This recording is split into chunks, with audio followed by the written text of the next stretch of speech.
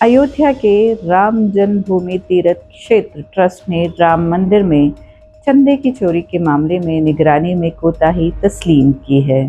Trust के खजांची गोविंद देवगिरी महाराज ने वाज़ेह किया कि वो इस्तीफ़ा नहीं देंगे, क्योंकि उनके मुताबिक वो ज़ाती तौर पर इस मामले के ज़िम्मेदार नहीं हैं। उन्होंने कहा कि ये धांधली तकरीबन 3 करोड़ रुपए तक हो सकती है, ताहम ये सिर्फ उनका ज़ाती अंदाज़ा है।